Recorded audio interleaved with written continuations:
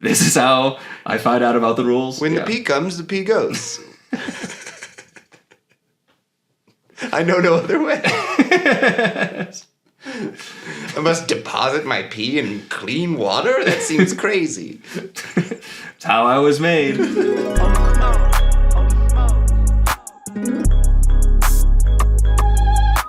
Tell me about your morning. You're a breakfast guy? I actually kind of skip breakfast. Mm-hmm. Rock and roll, man. Yeah. Yeah, so Sick. no, yes. I both skip breakfast and I'm a big fan of leftovers. Oh, same. So One time my girlfriend literally asked, "What's your favorite food?" And I said leftovers. Yeah.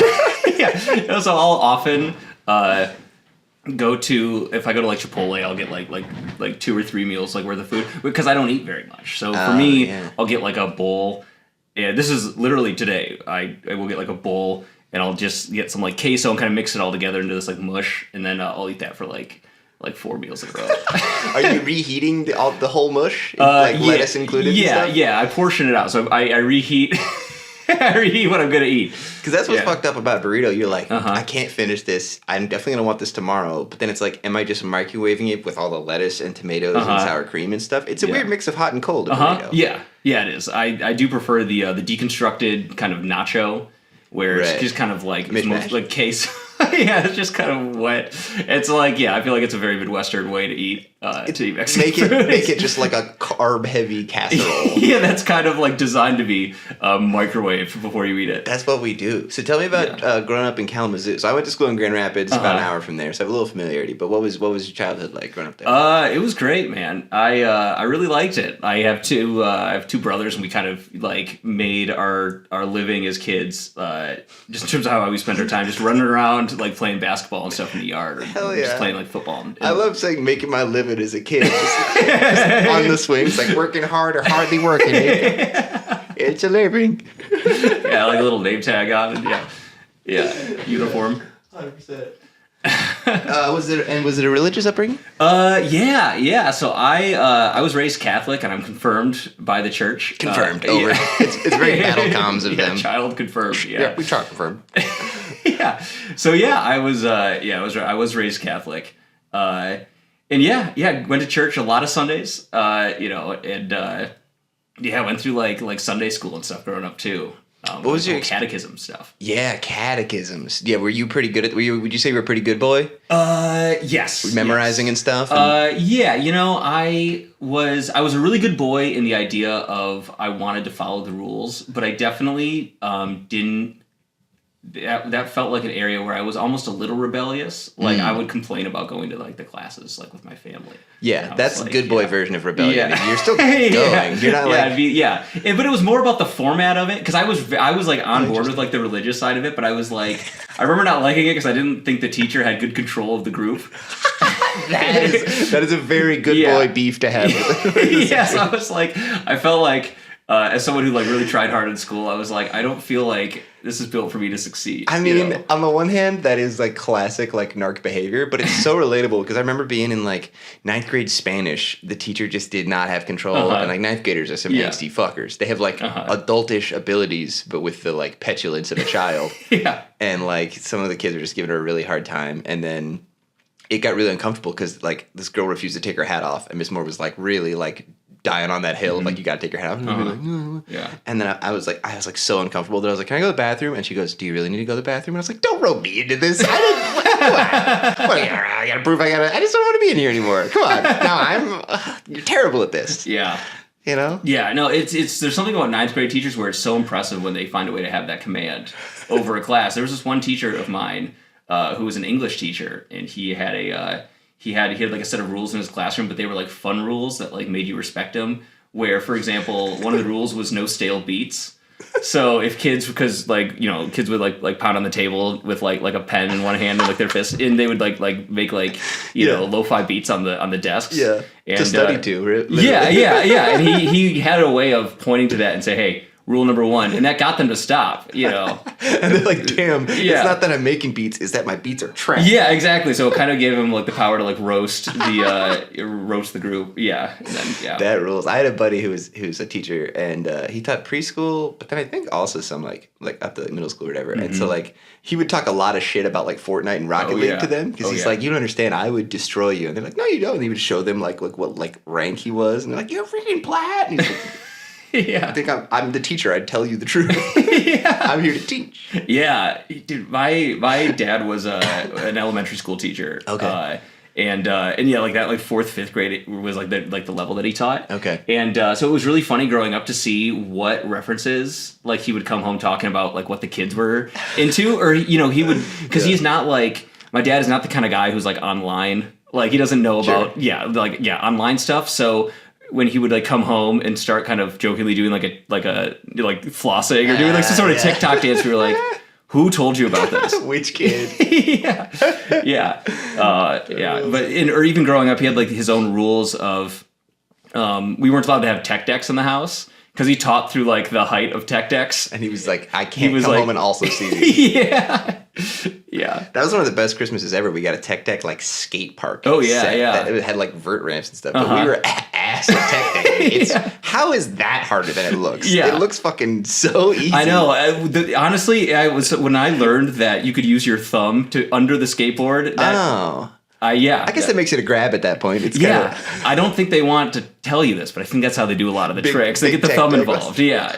The kids, I think it's not, the physics isn't the same as the, right, popping a ollie. It's attached to a big guy, first of all. Regular skaters aren't attached to a big guy.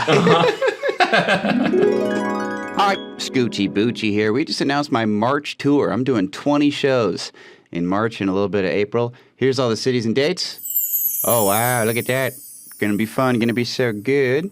I guess some of you are audio only. Just go to my Instagram or my website. It'll show you where I'm going. We're gonna do really good rap shows. I'm really good at it. I'm getting better, and I was already good. So come to that. And don't forget patreon.com/HolySmokesPod. You can get some footage of Scoochie live shows, including unreleased songs. You also get a discount code on Scoochie merch, and at the highest level of Patreon, you get a cameo from me, probably in this closet where I record songs, saying whatever you want within reason. Thank you so much for supporting stuff. Enjoy the rest of the show. Did you play Tony Hawk a lot? Yeah. Tony Hawk Pro Skater 3 was mine. So basically 2 through 4 was my heyday, so I'm right there.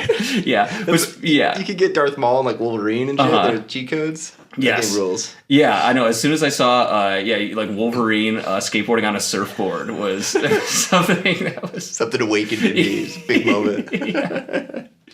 Yeah, the fact that I think he was in 4, you could be Django Fett, and he did a trick where his board flew away, and then he yanked it back with his little hook, and I was like, at my age, currently, this is the sickest thing that could possibly exist. Did you ever play SSX Tricky? Only like at a friend's house, but that was the snowboarding one, right? Yes, I'm like tearing up. I'm like, damn it, he's hit slopes. Yeah, dude, that game was so fun because you could like speaking of crazy tricks, they could like break dance on the board, like through the air. So or like there was this guy named like Simon who was like a murderer kind of guy. He was like kind of creepy was his thing, and he could do this trick where he just kind of stood on the end of his board all menacingly, squared up. And that was like, and you could just like spin him around and stuff. It was It's funny that they were pitching that. Like one of the snowboarders was kind of like a murder. That's actually, you might do a scene that's like a pitch meeting for an upcoming snowboarding game. Sure. Okay. Sure. Yeah, come on in. Look, I know we've been really trying to get this together. We are so excited to have you here. We're so familiar with your work. Well, thank you. Yeah, it's been a real roller coaster being the head of Insomniac Games, but we're looking for something different, and we love the sort of early stuff you sent over, and we're excited to see how it's coming along with our money. Yeah. Well, I know you said I know you said you love VR. Yeah, I think it's the next big thing. Yeah. Okay. So, shall I? Please. Okay. So I'll just sit in the swing here? In the saddle? Okay. You're on the lift. Whoa. 40 feet above the ground, 50 feet above the ground. There's a little kink that you hear from the lift above. You swing gently, but a little bit scary. You're high up above the ground. And I'm seeing this on the... Yeah, you're seeing this. Yeah. Not just you setting the No, scene. yeah. You're seeing this. You're seeing this in the VR headset. You're seeing this in the VR headset.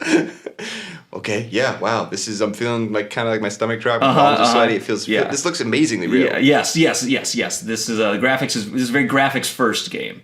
Cool. So then at this point, the camera pans over sharply to the man next to you. Is that why the robot hand grabbed my head? And Yes. The attachment. Yeah, no, the attachment on the ceiling actually comes with the game. Okay. Hardware is in. We do recommend that you actually replace the overhead ceiling fan above your dining room table and replace this. Oh, nice. It works with any sort of normal ceiling. Yes, it comes with a kit of 8 different retrofitting brackets that you can attach to your ceiling with different levels of torsion. So, we did Tony Hawk Ride, which was less complicated than that, so we could totally do that. Yeah, no, this is because you said you like the new age stuff. Yeah. Okay, great. That's the big thing in technology. How can we make it worse by making it more complicated? So I love that. Yeah. Right. Okay, so get nervous. Okay, yeah, so you're on the ski lift, and it is stopped. And then there you can look to your right as the clock comes out and gently yes. It could be gentler. Sit very loose when you play. And then you see a man who looks he's roughly twice your age, and he's also in he's your partner on the ski lift. He's also kind of dressed like he's ready for the slopes. And he's double the age of anyone. So, like, if I was... We're actually scanning your face. We're estimating your face. Just doubling that? Yes, we're estimating So an your old face. man would be looking at an ancient man. Awesome. Yes. And I'm a CEO, so I'm pretty old. This guy's pushing 140. Yeah, well, I didn't want to be presumptuous, but yes, no, we imagine for you specifically. So look over and I see a puddle of bones. Yeah, but he's dressed in his ski outfit as well. A puddle of bones with goggles on it. Yeah. Yes, exactly. Dude, seeing a 140-year-old about to hit the slopes is crazy. Yeah. Can I nudge him? Can I be like, oh, sorry. Sorry myself. Can I be like, hey, buddy, you good? Like, yes, you can interact with anything in the environment. Okay, yes. I kind of nudged the guy. You okay, buddy? He snores. He snores. Okay, he's just sleeping. Now, at this point, we hope that the player, realizes that the point of the game is this. It's very realistic in some ways. Example of being on going to the slopes, and there is a slight malfunction on the ski lift, and unfortunately there's a bit of delay, and you are sitting on it. Sitting. Yes, this is the opening of the video game. But as you can tell, the scanned age of the player actually really determines a lot in the game. Even from the very first interaction with your buddy on the lift, who, for you, of course, Mr. Wilson, is around 140 to 160 years old. Because I'm either 80 or 100. Or... Exactly. Exactly. No, I did not want to be presumptuous about your age, but we did estimate that you'd be somewhere in that range. Wow. So it'd be a different experience for every gamer. And I wonder if the long wait of sitting on the lift waiting for them to repair it, you know how, like, as a kid, like, an hour feels like an eternity because it's a bigger percentage of your life? Yes. Does the game compensate in that way so that a child in real time is only doing this cutscene for like an hour, whereas for me it'll go by much quicker. It'll be like an hour in the game is like 2 minutes for me because I have so many years. We do feel that way about our more elderly players. We know that every second to the elderly is a bit more urgent. Counts. So counts a little bit more. These are the type of charade suggestions you give when there's not much sand in the hourglass. Yes. From the biking, who's on steroids? He bicycled. Fucking. They're saying the wrong Lance. They're saying the space Lance. Right? Was that the first step on the moon? Who was that? Lance Armstrong? Yeah. And then who was the bicycle one? Oh, no, we're talking about Neil Armstrong and Lance Armstrong. It's the Armstrong, yeah. Sorry, you said it wrong, Neil. I'm like, oh my God, are they both Neil? No, Armstrong is the common. Yes. Folks, it's Holy Smokes, where we smoke weed and tell Bible stories. I'm Scoochie Boochie. Spencer Henning is here. Hello. Thanks for having the show, me, buddy. Cheers. Yes. Congrats on getting engaged. That's public. Yes. Now. No, that is public information. Yes, I'm a recently engaged man. Hell yeah. Well, let's tell a Bible story. What do you say? I love that. Would you like the Women's Bible too, or Precious Moments Bible? I'll take the Precious Moments Bible. There you go. What are we doing today? Exodus, right? Yes, we are in Exodus. So, I believe we're starting on Exodus 24. Right. Okay. So I've been going through it chronologically for the Yes. listener. And Spencer said, where are you at? And I said, Exodus 24. And I was like, no one's ever done that before. Just like, I'll just pick up where you are. But this rules. So it makes my life even easier. So let's do it. Yes. I like the idea of, more or less rolling the dice and seeing where we are. This is also, it's the same kid who wanted class to be a little more organized. You're like, well, let's just keep going with the syllabus then. Yes. It's what the good Lord would have wanted. The good Lord. Yes. Okay, so just to remind you, Scoochie, where we're at. Yes. So this is after the 10 Commandments. 10 C's are in the rearview mirror. Is that what Mario Kart means when it's 100 cc? It's 100 commandments? Yeah, at this point, we are at 150 commandments, which is why it's so actually difficult, is because at the lower skill levels, you're able to sin more. 50 cc, that's less rules. Yes, it's a little more open play, yeah. Me, I'm playing 200 cc mirror mode, so all the rules are reversed. You must commit adultery. Yeah. Oh, okay, sure, yeah. Yeah, and below that, it's like the anti-purge, where it's the race where actually all rules are in effect. Because look, okay, hold on, because the purge is not completely opposite from everyday life, because people do get away with crime all the time. True. So how would reverse purge It would be that it's impossible to get away with a crime. So there's extra surveillance. So it's like 1984. So you're always, you know what I mean? Because we live in the middle right now. We're not, we're always in a state of partial purge. There's a bit of a binge purge thing going on. If the government could do anti-purge day once, they would do it all the time. They would just be like, and here on out. But there's just one day they have enough resources to be like, stop. Yeah. Now, what do you think? What's something that people would do on anti-purge day? When you can't get away with nothing? Yeah, so not their taxes. Well, no, so that's what I mean. Like what people would be like? Oh, you know what? They can't do crime to me today. So for example, maybe there's a local shop in a small town with a bunch of bad kids, and they know that whenever he's out sweeping his sidewalk, they throw eggs at him or something like that. So what if it's anti-purge day? Gets to finally sweep that sidewalk. Yeah, he gets out there and he sweeps the sidewalk because he knows he won't be tormented by the local kids. It's just the one day the bullies just have to put it on ice for a second. Yeah. Everyone would just be leaving their car unlocked and stuff. There'd be a lot of unlocked things, I guess. It could give the ring cams a day off. Sure, yeah. For sure, no crime tomorrow. It's well, I'm just thinking of crimes I could do, but I guess I can't. So it's a real mindfuck. Yeah. Okay, so speaking of laws, by the way, this is where we're at. So immediately following the 10 Commandments, God says, "Hey, before we're done here, I have a few other things I want to let you know about." And as I'm sure you've covered already, he goes through about 4 or 5 or 6 passages of him just laying down how laws work. If one person's ox kills another person, here's how you handle that crime and stuff. Ox law. Yes, ox law. Whether you have to kill and bury your ox if it gores someone, or whether you have to kill it on site. Yeah. Things like that. Just your normal day-to-day stuff. Yes. I'm saying this just to know the context that not only was he just told the 10 Commandments, but Moses was just told a lot of very specific laws and information. Yeah. This section is the people agreed to obey God. The Lord said to Moses, "Come up to me on this mountain and bring along Aaron as well as his 2 sons, Nadab and Abihu, and 70 of Israel's leaders. They must worship me at a distance, but you are to come near. Don't let anyone else come up." So he's saying, bring a posse, but we're going to have a couple different tiers in this posse. We're going to have a bunch of Israelites, leaders. We're going to have a couple of your sons, or Aaron and his sons, but then you are our top tier. Sure. Moses at this point kind of the top tier patron. Yeah. He gets early access to God. Yeah. He also gets to go to the top of the mountain. Okay. So Moses gave the Lord's instructions to the people, and they promised, we will do everything the Lord has commanded. Then Moses wrote down what the Lord had said. So 2 things here, if you don't mind me just interjecting commentary as we go through this. There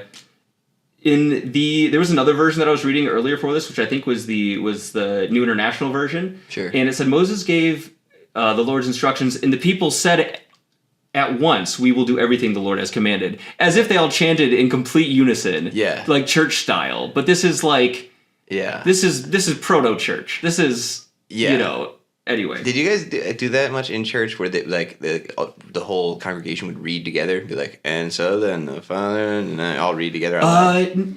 Not full readings like that. But we would do like the Apostles' Creed and right. Yeah, but we would do a lot of stuff like that in unison. But no, not reading the Bible. Stuff. Well, yeah, no, that's what I mean. Like like some sort of thing like that. And it's weird when you see like a whole paragraph of us reading. It's like, we're gonna all read this together, huh? It's the most that it feels like a cult where you're like, that I am not my own, but blah blah blah blah blah blah. And you have to go really slow because everyone has to be able on the same page. Right. Never enjoyed. No, that. it is like a little bit like being in like a musical group or like a jazz band. We got to listen and match others' tempos because you're spending half the time just making sure if you're reading like a whole paragraph as like a whole congregation. Because you never want to be the person who's accidentally playing a solo. No, and you don't want to rush everyone. You don't want to rush everyone. You don't want to rush anyone.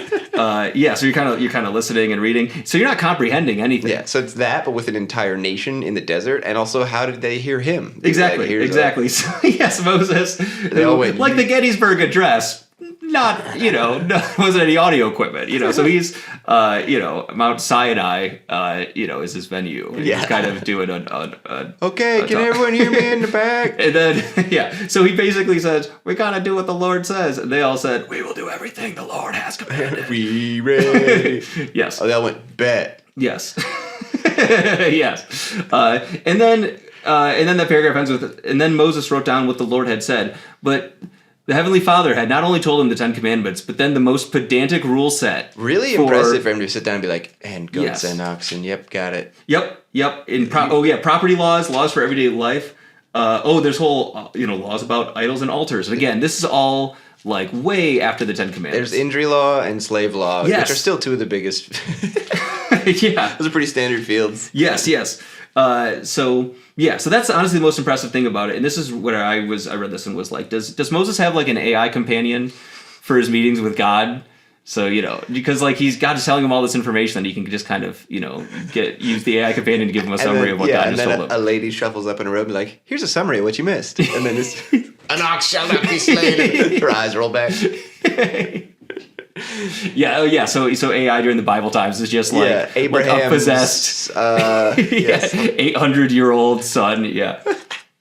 I'm taking an acronym for AI that could be like Abimelech. I don't know what the I is though. Still information. Yeah. Or intelligence. Artificial Israelite. It's a robot version of the people who he's traveling with. There it is. Yeah. It was right there. Okay, so the next morning, Moses got up early. He built an altar at the foot of the mountain and set up a large stone for each of the 12 tribes of Israel. He also sent some young men to burn offerings and to sacrifice bulls as special offerings to the Lord. Moses put half of the blood from the animals into bowls and sprinkled the rest on the altar. Then he read aloud the Lord's commands and promises, and the people shouted, "We will obey the Lord and do everything he has commanded." They shouted it this time. Yes. We read it. We will obey the Lord. Yeah, shouting. I believe that we will do that. I will obey the Lord and do everything he has commanded. I will obey the Lord. Yeah. That chant rules. Yes. So then Moses took the blood from the bulls and sprinkled it onto the people. So he's doing the this thing, but with animal blood, not holy water. Dope. Yes. Let the bodies hit the floor. So he sprinkles the blood on the people, and then he tells them, with this blood, the Lord makes his agreement with you. And again, really just the people in the splash zone, first 12 rows. Yes, yeah. I don't think he's getting too much of a launch angle. Well, he's like a pro caster and fishing. Fucking trebuchets it. Yeah, he's just like it's like viral videos of people who swing it around and around on the beach and launch it like a nuke into the sea. T-shirt cannon, but it's just blood. And it comes out and splash. Yes. A little blood balloon. I like that. Yeah. I'm going to imagine that here. Yeah. Put a pin in that as a scene idea. Water balloon fight, but one of them's got blood in it. We'll say that. Let's play that. Okay. Keep going with the law. Oh, okay. Put it on the board if we need it. Yeah. Moses, yes. And then Moses and Aaron, together with Nadab and Abihu, I don't think I'm saying that right, but no one does. Abihu and the 70 leaders, this is the squad that got to go up on the tiers of the mountain in the first place. And they saw the God of Israel. So they go up there and they see God. Yeah, I totally forgot about that. Yes. I read that. I was like, holy shit. Yeah, he reveals himself to just, like a group of people. Like he's just in his kitchen making a bagel. Yes, so it does actually describe a little bit of the scene. They actually paint the scene a little bit. Under his feet was something that looked like a pavement made out of sapphire, and it was as bright as the sky. That's an awesome sentence for the Bible because they don't normally they don't normally paint the scene like that. That's the type of stuff that's missing from the prose of the Bible. It's all so dry and factual. It's like, oh, the ground was, and also the translation I read said lapis lazuli, which is like, yes, I saw that too. Did they just have? I guess probably just had a word that was more like crystal. They hadn't like broken it down. So by, like, I looked this up. So a lapis lazuli, or whatever that's called, is a lapis lazuli. The lapis lazuli. I've never said it out loud. I think it's lazuli. Lapis lazuli. Lapis fazoli. Yes. The lapis lazuli it's a blue stone. It looks like one of those like those spirit crystals that you can get if you go to like Sonoma. Totally. Yeah. Or Sedona or whatever. But that's a dope image. I like that a lot. He's just surfing on like a it's just like shiny crystal surface. Yeah, that rules. So and again, it's not that the light of heaven was around him. It's just he's just standing on a cool spot on the ground. Is how they describe it, which is very funny. And even though these leaders of Israel saw God, he did not punish them, so they ate and drank. So this is saying that to see God, this is reminding us that normally to see God is a crime that you will be punished for. Yeah. But I think it's, and a lot of times like it's directly God's just like, you fucking what? Like he's just got like an on-site thing going with his creation. It feels like they got to meet a tiger and like go in a tiger cage. Yes. And he's like, I would be well within my rights to chomp your ass. Yes, but it's anti-purge day, so I can't get away with any crime today. Even the zoo animals must obey on anti-purge day. Yes, I'm telling you, that honestly would be something of God's creation if even animals were incapable of doing crime. Yeah, because you let the average ape of the zoo loose. He's gonna take an ice cream because he's like, you can't even prosecute me because I don't know what that is. He's gonna do things that we as people would consider to be a crime.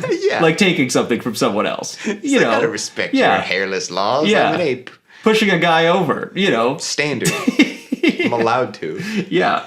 Shitting on the sidewalk. Yeah. Dude, just the image of like what's the ones with chimpanzee, the ones with really long arms, but getting arrested, and so its arms are on the ground, but like way behind it because its arms are so long. Just like, I don't even understand what I did. I don't know your rules. Yeah, or like a movie where they're like a zoo animal comes to life and is a human, but its head getting slammed on the hood of a police car. Like, get down! I don't know what drugs are. Someone gave me that. I peed on a car. Can I not do that? Oh, there's places you can't pee. Yeah. News to me. This is how I find out about the rules. When the pee comes, the pee goes. I know no other way. I must deposit my pee in clean water? That seems crazy. It's how I was made. Yeah. Also, can I just say, with your hair and beard, you look like white God. It's like really... Yes. You look angelic, dude. I do look biblical from the sense of like a revisionist white Bible where all the people are white instead of... Yeah. You look like in the Christmas pageant at the church, like, and the shepherds were keeping watch on me. And I'm tending my flock. Yeah, just especially with how thin I am too, they could just put me in like a ragged robe and no makeup or anything. That would rule. Yeah. Did you ever do a school play or like a church play? No, I am, I think, the worst actor that has ever walked the earth. We met in... no, this is not the same thing, though. This is doing improv. It's not the same thing as act. It's kind of similar. See, I think I proved people wrong because there was one time I did one line in like a school play because they needed, because I was on the high school improv team, but I was in the theater realm, but I was like one of the few kids who did improv but did not do any other theater. Interesting. So so they had me do one line in the school play. I was to play a principal in like a coming of age, like one act play about a high schooler.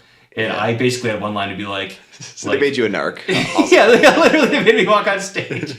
Yeah, me who was like the goody two-shoes kid at like my whole school. Yeah. They made me like the principal to be like, you got in trouble, Alex. Come to my office. That tracks, yeah. Yeah, they're like, but it didn't work for you. You were like, no, this isn't for me. You didn't I swear that one line read I did was the stiffest worst like red line in anything that like my high school did that year. I was so nervous to do it for some reason. I love that. And to go up, yeah, because you're like good at improv and made it into like the pool, which like they cut a bunch of people before that, and you're like, I can't do one line. Shit's crazy. I guess it's just gotta come from you. It's gotta come from the heart. Yeah, I love that. And that wasn't that many years before I was in Chicago. So like that's what's so funny to me. It's not like I was like, that was basically the most previous like actual acting experience I had. Yeah. I could do sketches, but for some reason, if the show was meant to be serious, I get in my own head about. Can't do it. Yeah, I can't be serious. Yeah. I have a weird fixation with like when I go to actual plays. I don't like when I can hear their footsteps because I'm like, it takes me out of it. I'm like, that's just a guy up there. He's just moving around, shuffling around. I don't like when they tread the boards. I'm like, we're just in a room. I don't know. Oh, that's pretend, so I don't care. Somehow that's what does it for me. No, that guy's else. That guy's up there working. Yeah, I'm like, he's just shuffling around. I don't know. I also have that thing that I think a lot of people have towards improv where a lot of the plays I saw were like not super high level productions. So they were somewhat cringe. Mm-hmm. So then I was like, okay, I think I don't like plays. But then I've seen like 2 actual banger plays. I'm like, okay. Same with improv. A lot of people see their friends' grad shows and they're like, improv's a bad art form. And it's like, no, you just didn't see the right ones. Yeah, I fully agree with that. For a while, I have slowly, through some of my friends that I've met here and my fiance, they've gotten me slowly into theater. So like, actually going and like watching plays or watching like musicals, especially like, I've gotten way more into like musical theater, and that's not to say I'm into it really, but I have gotten like where I will watch stuff that I actually genuinely like. But I had the same experience as you, where any musical theater I had seen was like middle schoolers or high schoolers, like, and I was like, what is good about this?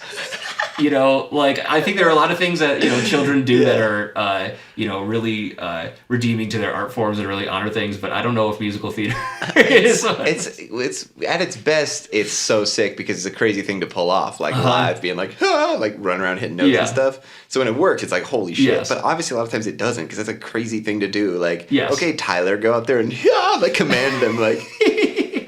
Find something within yourself as an actor, Tyler. You're like, okay, but I was playing Fortnite until 3 in the morning. Yeah, use it. That's the scene. Let's do, really into a theater director and just random kid. Okay. Yeah, sorry I messed up the line. I'm kind of sleepy. Jordan, there's so much in you. You have so much potential. Yeah, I had a lot of hot tarts. It's like a savory Pop-Tart, so I'm kind of gassy. Yeah. I'm feeling quite bloated. Yeah, your breath is very hot right now, Jordan. Sorry. Yeah, you have hot, stinky breath, and I know that because we're talking very close to each other. Not in a creepy way, but good save. Yeah. Really good. Take the L, Mr. Robinson. Take the L. Ha ha ha. You're creepy. You're a perv. Jordan, you are the most talented actor in the 2nd grade this year. No. Yes, you are. You serious? Yes. I'm telling you. I know you think it's not cool to deliver a perfect monologue with the exact right emotion, vocal intonation, and stage presence like you have done multiple times this year. I know it's not cool to remember your blocking every day so that I don't have to give you any notes in class ever. I know it's not cool to do perfect object work and run circles metaphorically around your lazy ass peers, but Jordan, listen to me. It's not about you being cool to your stupid friends. You're the most talented kid who has ever graced this classroom. I was into it, but then you're kind of mean to my homies and like, those are my bros, those are my dogs. Those boys are not your boys. What? Those boys are my boys. Those are my boys. Jordan, listen to me. You show me your frame, I'll show you your future. Whoa. You know what I'm saying, you punk? Threw me into the curtains there. I had to grab them for a second. It's fun to be good at plays. I'm glad I'm good at plays, and I appreciate the plays about my plays. But I want to be a real artist. You know who has real talent? Twitch streamers, YouTube gaming streamers. Oh. They've the ability to scream at everything for no reason. That's real art, and that's what I want to pursue. Oh, Jordan, you sound like my freaking daughter.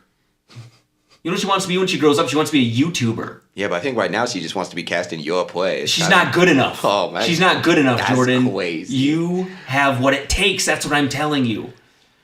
Look, if I just destroy this performance of... What play are we doing again tonight? Pirates of Penzance. If I just absolutely carry this POP, will you get off my back and let me do my thing? Fine. But you know you love this. Have your moment out there, Jordan. All right, where's my big dangly earrings? Folks, thanks for watching. Do you have anything you want to plug? This won't come out for some time that I think people should check out. Sure. I'm in a band. We're called Roseloft. Kind of a retro rock, alt country kind of thing we got going on. Follow us on Instagram. Hell yeah. We play shows in Chicago every once in a while. Hell yeah.